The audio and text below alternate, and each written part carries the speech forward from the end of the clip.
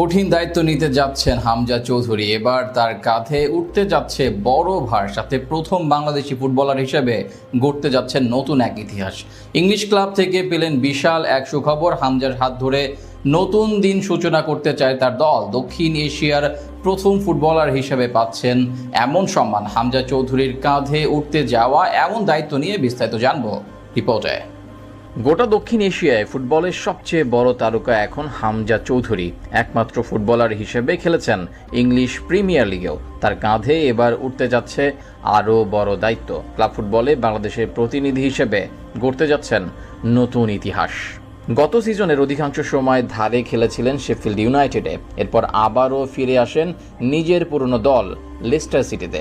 সেখানে গুঞ্জন ওঠে চলতি মৌসুমে নতুন কোনো ঠিকানায় পাড়ি জমাতে পারেন হামজা। কিন্তু এর মাঝে নতুন করে বড় সুখবর পেলেন তিনি। প্রথম বাংলাদেশি হিসেবে নিতে যাচ্ছেন কঠিন দায়িত্ব। গত মার্চে টাইগার দলে অভিষেক হয় হামজা চৌধুরীর। এরপরেই সারা ফুটবল দুনিয়ায় আগ্রহের সাথে চর্চা হয় তার নাম। বড় বড় স্পোর্টস ভিত্তিক মিডিয়াগুলোতে শিরোনাম হন হামজা। তবে নিজের ক্যারিয়ারের সেরা সময়গুলো তিনি পার করেছেন লেস্টার সিটিতে।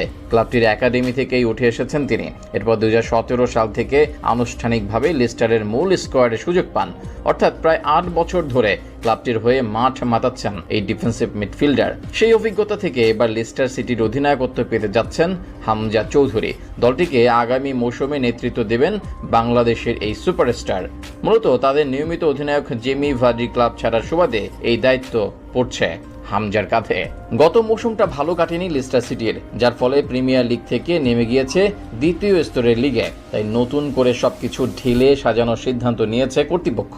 সেখান থেকে এবার ক্যাপ্টেন্সির আর্মব্যান্ড উঠতে যাচ্ছে হামজার হাতে, যেটা ঘটলে দক্ষিণ এশিয়ার প্রথম ফুটবলার হিসেবে ইংলিশ লিগের কোনো দলকে নেতৃত্ব দেওয়ার মতো কীর্তি গড়বেন তিনি। এর আগে কয়েকবার লেস্টার সিটিকে সাময়িক সময়ের জন্য অধিনায়কত্ব করলেও এবার মৌসুমে আনুষ্ঠানিকভাবে নিয়মিত ক্যাপ্টেন হিসেবে এই দায়িত্ব নেবেন তিনি। হামজার আগমনে পাল্টে গেছে বাংলাদেশের ফুটবল কাঠামো।